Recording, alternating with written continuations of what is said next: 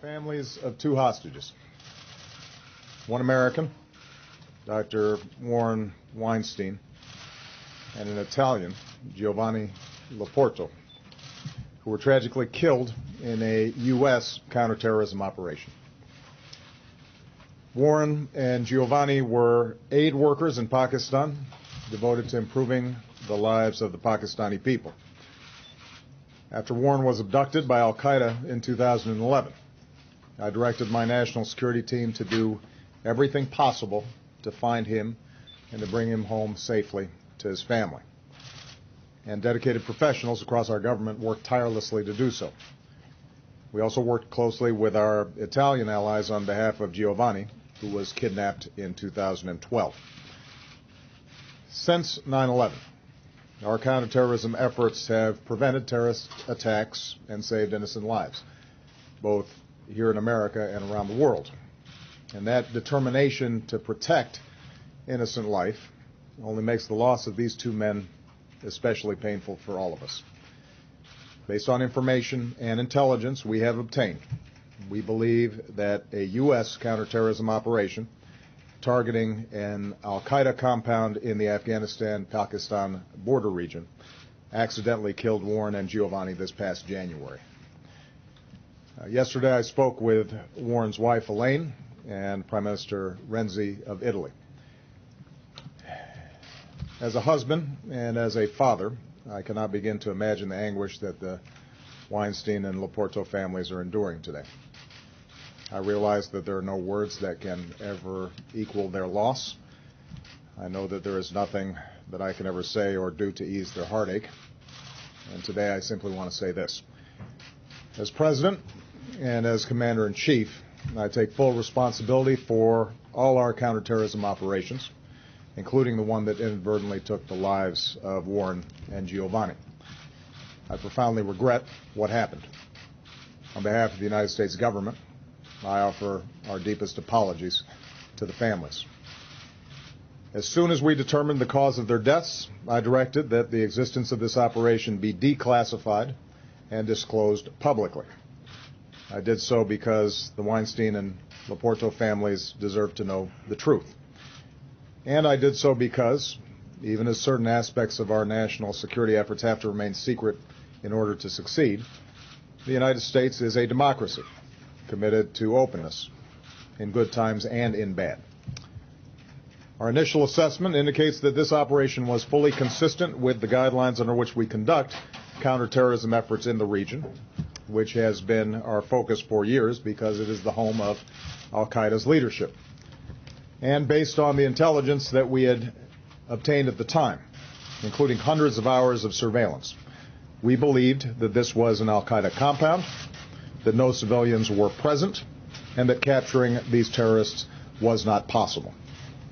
And we do believe that the operation did take out dangerous members of Al-Qaeda. What we did not know, tragically, is that Al-Qaeda was hiding the presence of Warren and Giovanni in this same compound.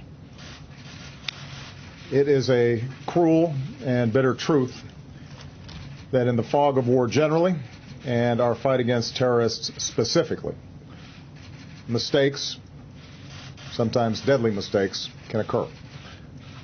But one of the things that sets America apart from many other nations, one of the things that makes us exceptional, is our willingness to confront squarely our imperfections and to learn from our mistakes.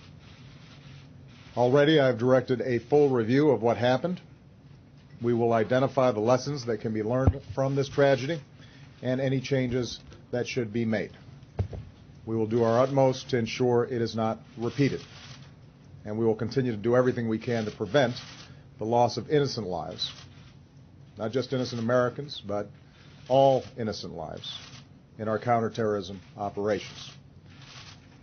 Today we join their families and friends in honoring Warren and Giovanni, two humanitarians who came from different countries but who were united by a spirit of service. For decades, Warren lived the ideals of our country, serving with the Peace Corps and later with the United States Agency for International Development. He devoted his life to people across Africa and South Asia.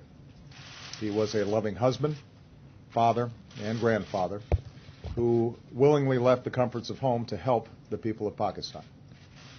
At the time of his abduction, he was a USAID contractor focusing on helping Pakistani families escape poverty and give a better life to their children.